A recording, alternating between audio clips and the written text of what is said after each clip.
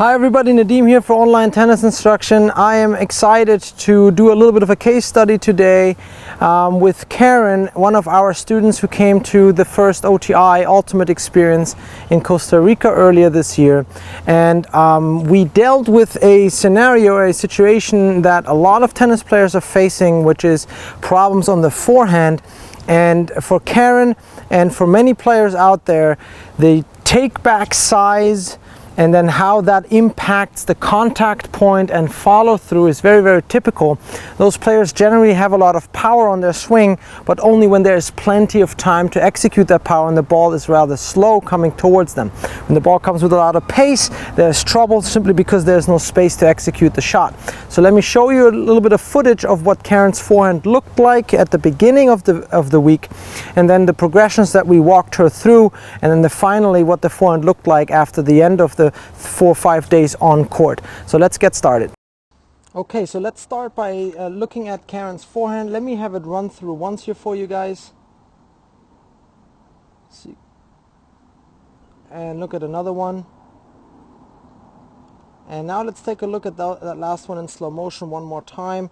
And if you notice, when she gets ready for the ball at the beginning here, Karen was taking a very large take back. The racket back here goes way behind her head and her body to the left side. The left hand goes into the opposite direction.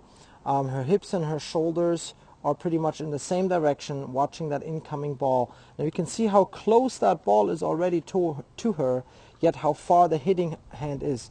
And what happens consequentially is you can see that there's very little leg movement. Most of the activity is taking place above this line, and you can see how it's very difficult for a ball like that comes in that close to control and hit with enough power but not losing control, hitting the ball with power. So you can see that the contact point is rather late, illustrated by the position of the arm right here, very close to the body, and then consequentially what will happen is the finish goes across the body to the left side with a very low elbow right here.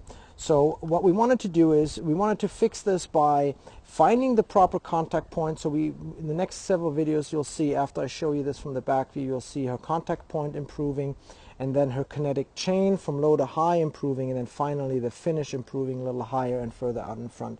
But before we get to that, let's take a look at the same swing from the back view one more time. Alright guys, so let's take a look at it here from the back view one more time. Let's have it run through. And let's take a look at it in slow motion one more time. So here we go. Here's the big take back that I was pointing out earlier. Very dominant arm movement, which means there's very little coming low to high from the kinetic chain from the bottom up.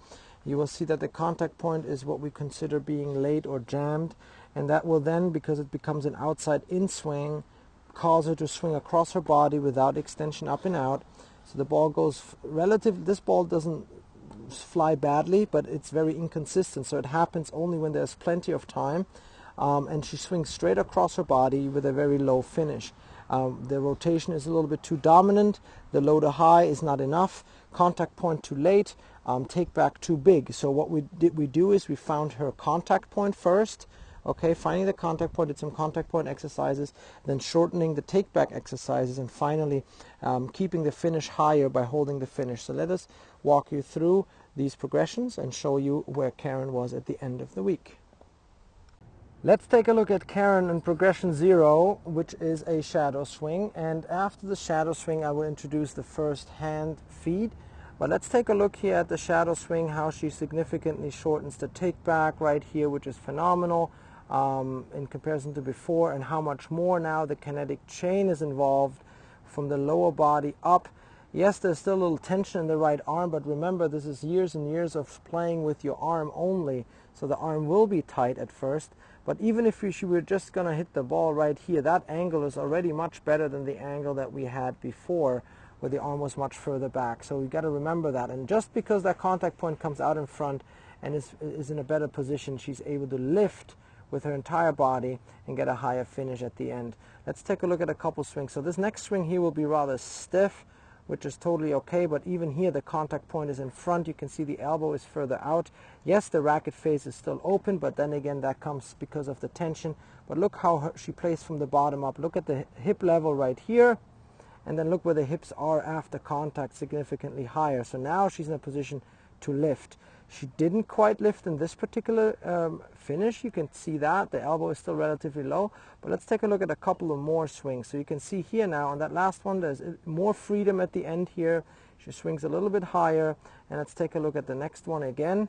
You can see that there's even more lifting going on. So this is actually a very, very nice adjustment already. A very compact take back one more time right here. Very good leg usage from the kinetic chain. Look how she comes from low to high with the racket, getting that contact point significantly out in front now. You can see that right here, contact out in front. Also, the tension level is reduced. The racket is less open at contact. You can see how she lifts from the elbow, and everything keeps going up and out first before the finish at the very end. So a very good improvement right there. All right, guys, so let's take a look at it from a different angle here. At the beginning, we looked at mainly improving the contact point. So we reduced this take back to almost a 0. And now we're working on the take back first. So making the take back and the unit turn a very important aspect, and then walking her in 3 progression steps from the service line to 3/4 to all the way to the baseline. So she's swinging with a very compact take back, almost at 0 still at first, and then lifting out, getting a nice high finish, and then we're moving back to the 3/4 line and getting the same thing going. Early unit turn, early preparation. We ask her not to increase the speed or pace at all, maintain the compact take back. You can see right here everything stays on the right side of her body, which allows her to make contact a lot further out in front and then finish nice and high. And ultimately at the end we're going to go back to the baseline. So another one right here, I did what we call the 3-3-3 exercise. We want to do 3 good balls from the service line, 3 good balls from the center of the court, and then 3 good balls from the baseline. So let's take a look at what she did on the baseline here. Unit turn, very, very compact. If you take that as a unit turn compared to where the hand was at the previous videos, you can see how significantly this has already improved. And now you can see that almost always the contact point is in front. Yes, there's an awkward posture here, but again, guys, this is progression. This is real life, really happening in this event here that we hosted. So look again. Look at the take back size, and then the contact point is way further away from her, which allows her to finish much, much higher. Let's take a look at one more. A very, very good unit turn early on, keeping the racket on the right side of her body, getting a nice little C-shaped movement back here, and then swing from low to high, inside out, and have a nice high finish. Let's take a look at Karen at the end of the week with a very nice forehand here that she was able to do. We just got off of live ball in this particular instance here. Let's take a look here at her getting fed the ball again in real speed. And look at the improvements. If you can see them, they're quite significant. Let's take this back and pinpoint the things that we worked on and that we've pointed out at the very beginning. Take a look at the size of the take back now. Before, that hand and that racket was literally back here. Okay, then she has a much better inside out swing path. So she's coming from the inside and low and swinging away from the body. You will see that at contact, although the left hand is over here, which in itself is not an issue, the shoulders are still square with the diagonal right. The contact point is far away. The gap between elbow and torso is significant. And now she's able to lift up and out in that same hitting plane where the tip of the racket remains to the right. And now after the ball is long gone, now the release phase occurs, but the finish will be much higher and much more effortless to accomplish. Now we had her still catch the racket high just to remember that this needs to be part of the progression. But if you compare this forehand to the previous forehand within a couple of days of work, and remember we did a couple other shots in that week as well, this is quite a significant improvement in a very short period of time, and I hope you guys can do that too. So as you were able to see, there were quite a few things to work on with Karen, and it was really nice to have her go through all these progressions and then come back and say that the forehand has dramatically changed. You can see it on the video, and we've since spoken with Karen. So if you have any of these situations going on your ground stroke, you may want to walk through these progressions that we worked with.